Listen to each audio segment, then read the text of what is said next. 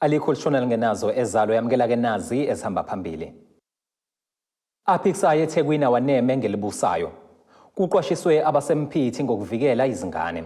Kanti ke kwethulwe ozohlanganisa inquthu nomsinga.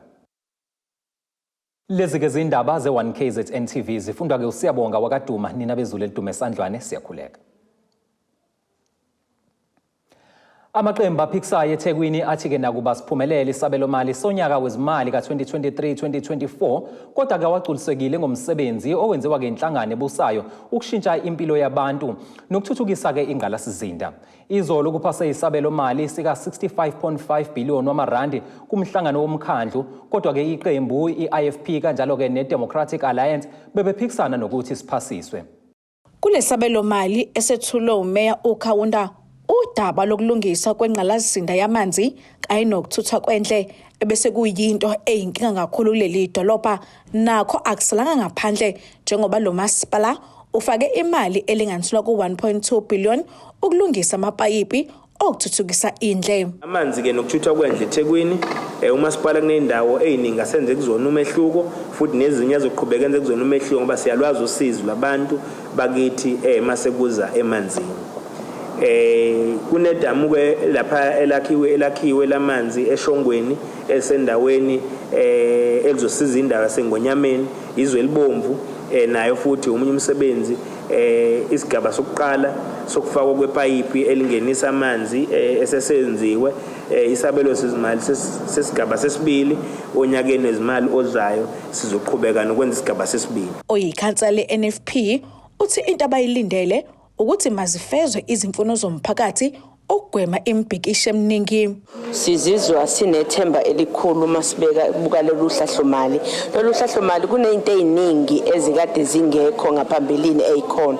Ukubala nje kune allocation ekhona yamawadi. Amawadi masikhuluma ngawo fanele sivumelane ukuthi izinto abantu abazidingayo kuona azifani. Kukhona amawadi anayo intuthuko, kukhona amawadi ekusana umsebenzi eminingi ekufanele kwenzeke. Ingakho lolu hlahlomali nohlelo okade licacisa kabanzi ukuthi amawadi ahlukahlukene azothola imali engaka ukuze kwazi ukuthi kusetshenzwe. iIFP engayivotelanga lesabelo mali ithi ayisibonanga isidingo sokuvota ngoba iningi imali ehlezi ibuyela emumva komnyango kaMgcini Mafa ngenxa yokuthi isiphathimandla soyehlulekile ukuyisebenzisa ngesikhathi esifanele. Ayikho service delivery phansi. Umbuzo omkhulu ukuthi masipasisa ibudget manje ingekho iservice delivery yini esiyenza. Number 2 uyazi nawe ukuthi indaba yokuthi ibudget ayispend eThekwini indaba ezekwayo. So ke kuyasikhathaza ukuthi ama officials awaspend ibudget then fanele kubuye sizophasisa under budget. Amakhansela eDA nawo awazivotelanga lesabelo mali ngoba bethi kubona bayithathe njengokuthi ayikhulumi nezimfuno zomphakathi. La kuqashwe khona izinkampani ezithize zokuthi iqoqe udodo emphakathini kubukeka sengathi uyenziwa umsebenzi ngakho noma ngabe ikhona icommitment eyenziwe financially but thina ngokwethu neDA asibona ukuthi umkhandlu weTheku ubeke abantu bakithi phambili kulesabelo sezimali. Sibona sengathi kuphindwa futhi lokwenzekile ngonyaka odlule la kuba khona ama allocations enziwayo but uthola ukuthi i-commitment yokwenza umsebenzi ayikho. So ngeke siyisupport ethi budget engenayo i-political willingness yokuqinisekisa ukuthi ama-project ayaqedwa aphazanyiswa ama-forum aphazanyiswa abantu abafuna ukweba izimali kamasipala. Elokishini laseMlazi ngesonto ledlule kube nenkinga yokushoda kwamabhasi. Umeya ubesethembisa ukuthi bangenelelile ukuyilungisa wathi kuswa ngesonto elizayo bazobe seyokwazi ukuthi amabhasi ahambe ngendlela efanele. Kodwa Sibisi ngibika ngiseThekwini. Umntwana omkhulu wesizwe sakwaMpumuze Mgungundlovu maphakathi nelikaMthaniya ukhetho kuhle Zondi uthi uzibophezele ekubambeni iqhaza kwizinhlelo zokulwa nokuhlukunyezwa kwezingane. UZondi usho kanje ngesikhathi eqwashisa umphakathi ngokuvikelwa kwabantwana okuyisikhathi ke esibungazwa minyaka yonke kusuka ke zingama29 kuNhlaba kuya ke zinhlanu kuNhlangulana. Isiqubulo salonyaka sithi ke asivikele abantwana njengesikhathi sobhubhane lweCovid-19 singayeki siqhubeke njalo njalo. Kuqwashiswe abantu ngezindlela abangazisebenzisa ukuvikela abantwana kuleli njengoba kuqhubeka iviki le-child protection. Umntwana omkhulu wesizwe samampumuza Kwesobumengameli uthi abantwana kumele bakhulise ngendlela efanayo neyakudala. Balekile ukuthi indlela okukhuliswa ngayo ingane ekhaya nasesikoleni ithi ayifani. So okuwukuthi kufanele umzali ayithande ingane, akwazi ukuyifundisa izinto ezinhle. Aphinde yena kuqala abe isibonelo ngoba ingane ikakhulukazi ezisencane zifunda kakhulu ekuboneni ukuthi wena wenzani. Ingakho nje sisakhula kwakudlala oMasigcozi, ingoba sasuke sibuka nathi ukuthi ayinami ngaba ubaba ukudlala ngobaba. Ithwela lapha ingane ekwazi ukufunda khona kakhulu. So okubalekile ukuthi kubalekile thina njengabantu besintu sibuke ezinye indlela zesintu ezazikhona kudala okwakukhuliswa ngazi ingane ukuthi ingane ifundiswa nini, ingane idinga isikhathi sayo, ingane yomuntu wesifazane isikhathi esiningi kufanele ibe nesikhathi esiningi nomama wayo eyifundisa ukukhula kwayo. Ngokunjalo nomuntu wesilisa wayehamba nengane eyozingela, eyolanda inkomo, eyolusa ngoba naye uyiprepare ukuthi ngonyaka ozayo yazi ukuthi njengoba ukhula nje yilezi zinto kufanele uzenze. Inhlangano eyenza ucwaningo Human Sciences Research Council ithi isizwe sibhekene nenkinga ngenxa yezingqinamba. Ezinye zezinto esifuna ukuzicwaninga ukuthi ngabe konakaliphi. Uma sibona ukuthi kuphi lokonale khona singakulungisa kanjani. Kuyi-responsibility yethu le. Kukhona isibonelo engike ngasenza ukuthi uma singenzi lutho sizokwakha umlando la okuzoba sekuthiwa khona kwakukhona abantu abamnyama babehlala eAfrika owababehlala eSouth Africa. Kodwa bawoba sebengasaziwa ukuthi babenjani. Kuyoba sekubukwa izithombe ezindala ukuthi babenje. Kodwa kusho ukuthi labantu laba umqondo babengenawo ngoba bafunanga ukuthi bakhe isizwe. Ungubane uthe bafuna ukucwaninga izinkinga bese beqhamuka nezisombululo. Inkinga enkulu esibhekene nayo ukuthi isizwe sethu sisibona kuyisizwe njengamanje esizophela. Isizwe sizophela ngenxa yokuthi abantwana bakhuliseke kahle. Abantwana uma ungabheka ukuthi iHIV ingakanani kubantwana abancane, uphinde ubuke ukuthi abantwana bebancane sebenezingane zabo kwabona. Uphinde ubheke ukwanda kophuzo oludakayo kubantwana. Ubheke ukuthi ke sibhekephi sizoba isizwe esinjani. Simelwe-ke lento ukuthi esikhathini sethu njengamanje asike sixoxe. Lo mkhankaso bewubanjelwe enkulisa eSweet Waters kanti ubuhanjelwe naye izinhlangano ezingenzi inzuzo. Ezindabeni ze1KZNTV ngu-Ayanda Dube kusemgungundlovu. Ungqongqoshe wezokuthutha KwaZulu-Natal uSipho Hlomuka wethule ngokusemthethweni usonkontileka ozokwakha ibloho elibizwa ngeBuffalo Bridge elizohlanganisa ke omasipala ababili okuyinquthu kanjalo nomsinga. Uhlomuka ukuthi lokhu kwenziwe ngenhloso yokunciphisa izinga lokwemuka kwabantu kanye ke nokuhamba ibanga elide uma abantu beya kumadolobha angomakhelwane. Ungqongqoshe wezokuthutha KwaZulu-Natal uSipho Hlomuka uhambela indawo yasemsinga lapho bezokwethula khona usonkontileka ozokwakha ibloho elibizwa ngokuthi iBuffalo Bridge. uSipho Hlomuka uthi leli bloho libalekile njengoba lizohlanganisa omasipala abahlukene. Sizokuthula usonkontileka ozokwakha umgwaqo kodwa ekakhulukazi ibridge ekuyilona elizokwazi ukuthi lakhiwe kakhulu nomgwaqo-ke omncane. Leli bridge libaleke kakhulu, baleke ngokuthi lihlanganisa omasipala abahlukahlukene okuwumasipala wasemsinga, umasipala wasenquthu, kodwa futhi nowasenkandla nawo oyangena. Kodwa kakhulukazi kuzoba uWard 15 wasemsinga uhlangana noWard 1 wasenquthu. Uqhubeka ngokuthi leli bloho lizoba indlela yokugwema ukumuka kwabantu njengoba umphakathi ubukhala kakhulu ngakho. Abantu bakithi-ke kade bekhala ngalo leli bridge ngoba sebaningi abantu sebemukile laphana. Ingakho sithe uhulumeni kaKhongolose angeke sivume ukuthi kube khona abantu abazomuka sikhona. Ingakho sizothula usonkontileka izinto uzokwenza isoyi kodwa sizothula usonkontileka othiwa uWSM okuyena ke ozokwakha useqalileke useyenzile establishment kuyaqala manje futhi usukela nje next week kuyaqala kuyasetshenzwa. Uhlomuka uthi baningi abantu abazohlomula njengoba ukwakhiwa kwaleli bhloho kuzovula amathuba omsebenzi. Kuzoba khona abantu abazothola amathuba omsebenzi bakwazi ukuthi baxoshe ikati eziko kunosomabhizinisi abancane abazokwazi babenefit kwi-project lena ezokwenza imali esiyifakile kule project imali engango-126 million ezokwazi ukuthi likhanda ibridge leli nathi sikuthokozele sikujabulele ukuthi akasekho abantu asizomuka bemukiswa ibridge. Khona manjalo iphini likameya wamasipala uMsinga uThenjiwe Mbatha uthi lokhu kuyabathokozisa njengoba kuyintuthuko enkulu phakathi komasipala abancane.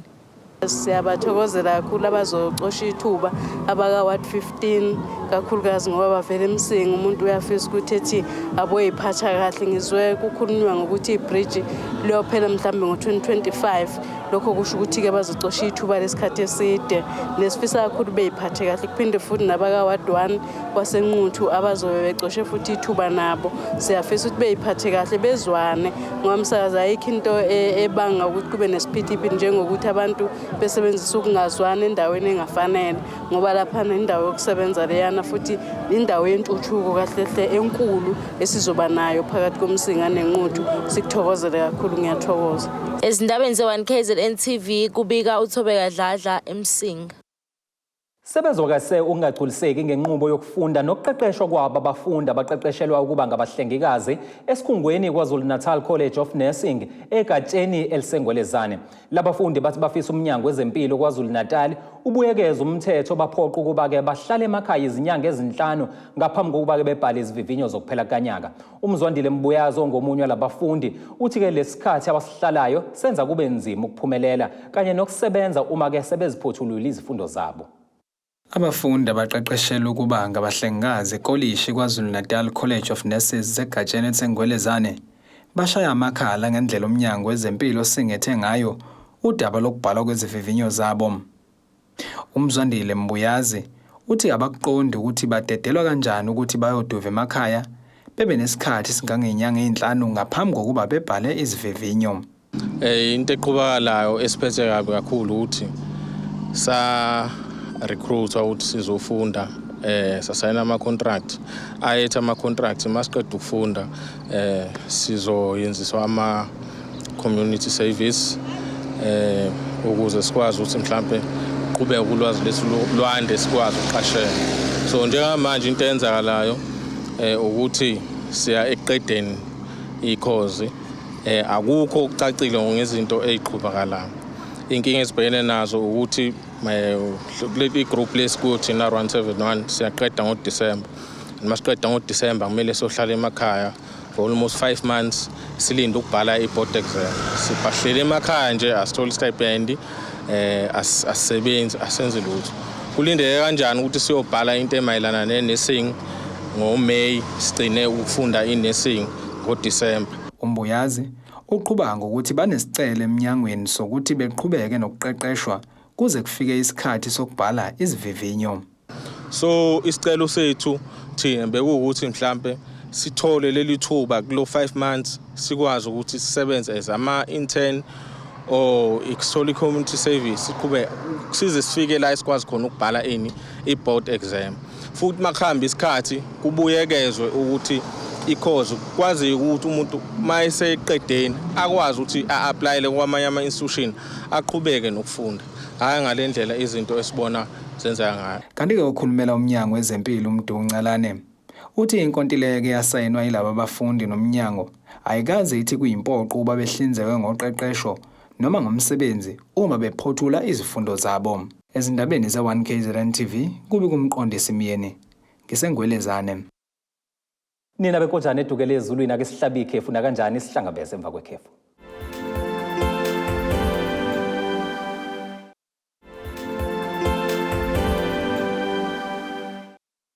Asikubingelele siphinde sikwamukele mongabe ke usanda kubukela izindaba zethu nazi izihloko ezihamba phambili namhlanje. Aphikisayo eThekwini awaneme ngelibusayo. Kuqwashiswe abasempithi ngokuvikela izingane. Kanti ke kwethulwe ozohlanganisa inquthu nomsinga. Isiqalile imikhankaso ebheke ukhetho lukazwelonke kuleli okulindeke ukuba libanjwe ngonyaka ozayo. Lokhu kugqame njengoba umphakathi waseKranskop ubuhlangene nendodana nowabe engumongameli kuleli uJacob Zuma uDuduzane.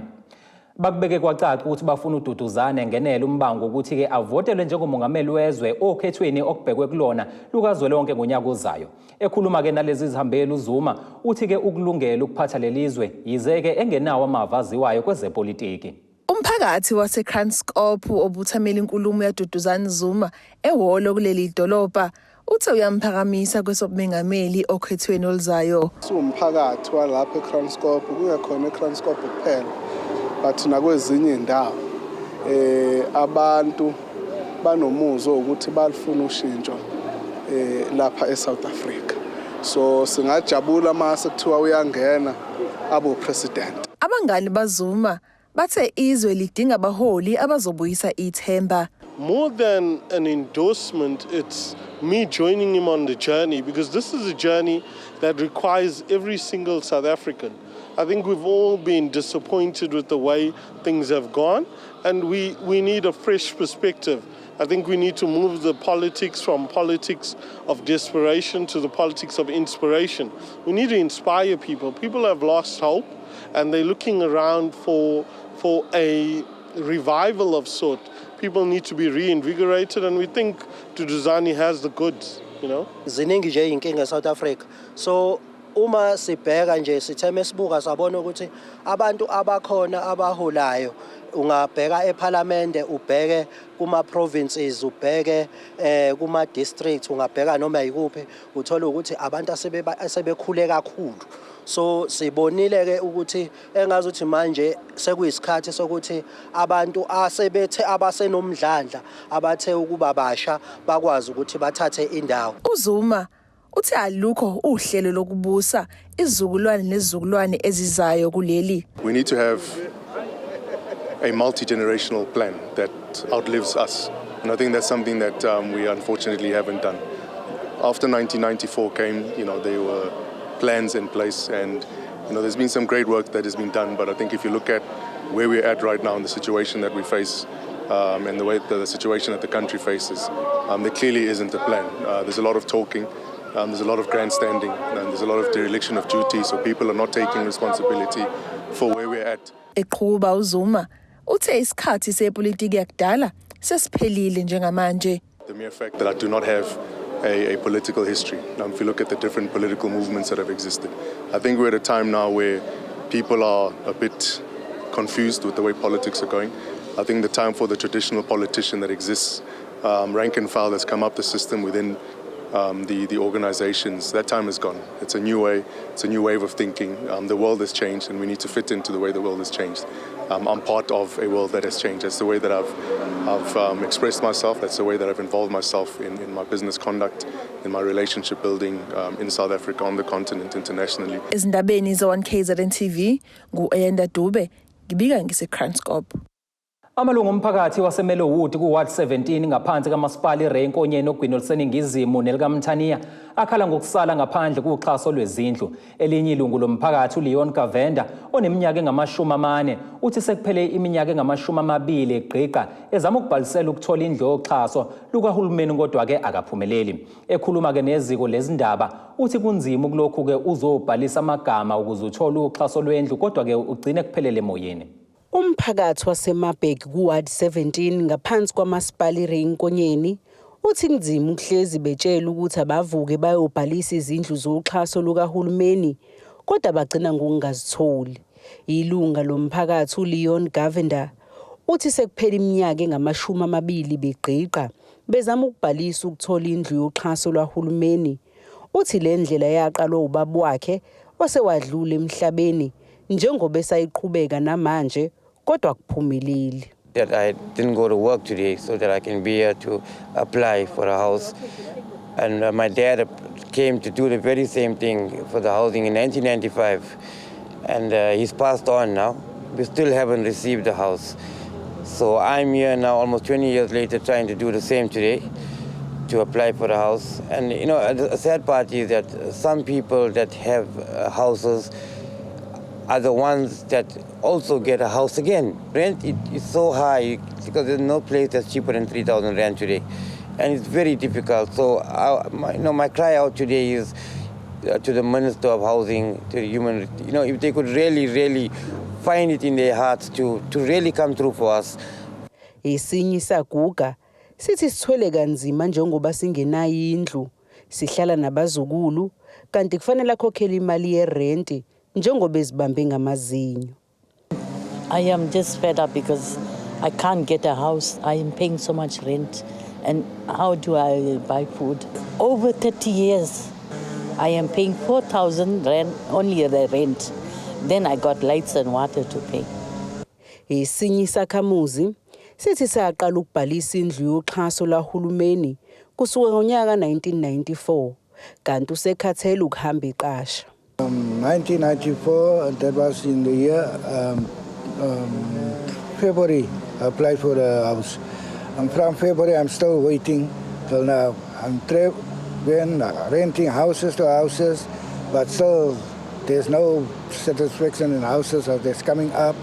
Ikhansela lakule wadi livumile ukuthi lo mphakathi kade wawubhalisa izindlu zoxhaso lukahulumeni kodwa zigcine ngokungalitholi. Uthi kusuka ngonyaka ka2012 ezama ukuthi lo mphakathi wakule ndawo uthole uxhaso kodwa kuphumeleli. And we've taken up debates, we've discussed this in council, we've discussed this via motions, but everything seems to fall on deaf ears. Uthinta umasipala iRenkonyeni ngalolu daba uphawule kanje. Lolu hlelo lokubhalisa kwezindlu lokukhona olukhona njengamanje lelo beqale ngomhla 23 kule nyanga ephelile. Akulona uhlelo lokubhalisa izindlu but uhlelo olwenziwa uDepartment of Human Settlement National wenza lento ukuthi survey ubheka ama-needs ezindlu emphakathini yonke not eRenkonyeni kuphela but ezweni lonke nje jikelele. Kulolu daba lwezindlu ke laseMeluti nje straight. Phase 1 ingxenye yazo izindlu zakhiwa but ezinye zisamile azakhiwa ngenxa yokuthi kufanele bekusaqedelwa indaba ye-bulk infrastructure eseyiqediwe eseyanga sekupheleni kuzobe sekwenziwa ke kulungiswe imigwaqo. Ezindabeni ze1KZNTV kubika uZamando Sicele ngisemabheki. Kube injabulo yodwa kumalungu omphakathi wakward 16 ethuthukani kwaMbonambi ngesikhathi umasipala waseMfolozi wedlulisela ke ngokusemthethweni umgaqo ongenela emakhaya. Likhuluma neziko lezindaba le1KZNTV elinye lamalungu omphakathi ubheka amandla Mthethwa uthi ke sekuphele iminyaka bebhekana nenkinga yokungabi nawo umgwaqo kangangokuthi uma kune imvula enamandla bebengakwazi ngisho ukuphuma beye emsebenzini ngenxa ke yamanzi kanjalo nje nodaka. Athi ingcengce kaMjula amalungu omphakathi wasithuthukani ukward 16 kwaMbonambi ngesikhathi ke kwedlulisela ngokusemthethweni umgwaqo ongenela emakhaya. Lo mgwaqo ke wedluliselwe ngokubambisana yikhansela kanye nomasipala waseMfolozi. Umphakathi ke uthi ke bese kuphele iminyaka eminingi benenkinga kumgwaqo kule ndawo njengoba ke izimoto bezibhajwa ngenxa yodaka kakhulukazi ke uma kune imvula. Okube kubanike inkinga kakhulu futhi ukuthi ke ngisho nezingane zesikole bezingakwazi ukuya esikoleni ngoba ke bengahambeki kule ndawo babese bebonga imisebenzi emihle yekhansela le ndawo. Kuhle kakhulu ke sikubonayo bekhona ke ama challenges before umgwaqo wethu ongenayo njengoba abantu bazi ukuthi imvula bekade zihlupha kakhulu njengoba beyihlupha imvula bese kungasangeneki kwezinye indawo bese kumoshakele kakhulu. Sikubonile okuningi ikhansela lethu lika 16 elikwenzile kwaba ukuthi kuyancomeka futhi sidlulisa kakhulu ukubonga ukuthi likwazile ukuthi lisebenze kakhulu ngamandla ngoba ngalesi sikhathi belibeka libekwe yithina abahlali and futhi siyakujabulela ukuthi njengekhansela lethu lisebenza kanzima ngokuyikhandla ngaso sonke isikhathi. Isimo besikhulu kakhulu ngokuthi imoto bezingahambi nathi nje singakwazi ukuhamba kule ndawo khona umgwaqo khona. Njengamanje nje sesiyajabula nomphakathi nawo siyajabula imoto ziyahamba nezingane sezihamba kahle futhi mayibheke esikoleni. Kade kusala ngisho icathulo la ndawo inodaka ngisho na uthi uyahamba khona uphinde ukhumula isicathulo ungahambeki.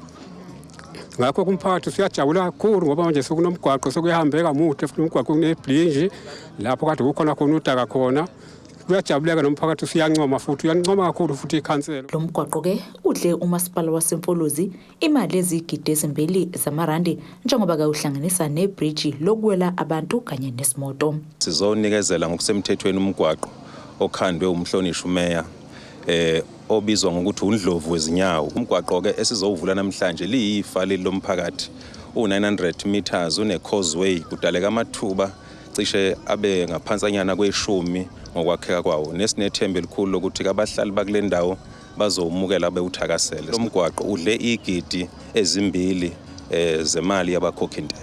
Lezi ke izindaba ze1KZNTV mina nginguSamkeliso Ngqulunga ngikwambonambi. Nina besilwa ke sihlabi ikhefu sihlangabeze masibuye ezitolo.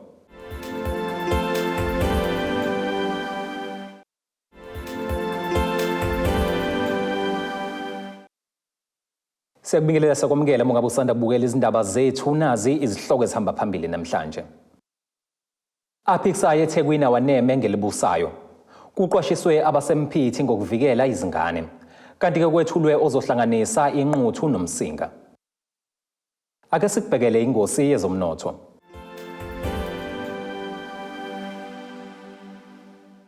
Irandi lakuleli liu-19.77 maliqhathaniswa nedola laseMelika libe u-24.55 maliqhathaniswa nopondo waseBrithane libe u-21.11 maliqhathaniswa ne-euro lase-Europe.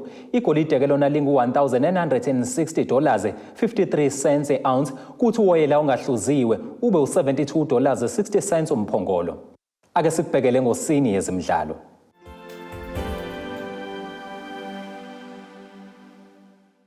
Kuloko zinhlansi ethemba lokuzigcina lidlala kwisigaba se-DStv Premiership, iqembu laseMgungundlovu KwaZulu-Natal iMaritzburg United ngesikhathi ke linqoba kwiCasrick Stars FC emdlalweni wokuhlunga ngolwesithathu eHerigwala Stadium eMphithi. Amagoli anikeze iMaritzburg amaphuzu amqoka ashawe uRowan Human esiwombeni ke sokuqala. I-team of choice iqede isizini ye-DStv Premiership ikwindawo ye-15 iqoqeke amaphuzu agcwele kwiCasrick elale isithathu uma ke usuke esicongweni seloke yeMotsepe Foundation Championship. iMaritzburg izobhekana ke neSpurs ngomgqibelo ngehora lesithathu ntambama eKapa. Iqembu ke elizoqeda liqhwakele kulawo amathathu abangayo ilona ke lizodlala ke kwi-PSL ngesizini ezayo. Ake siphinde sikubhekele isimo sezulu esingalindeleka.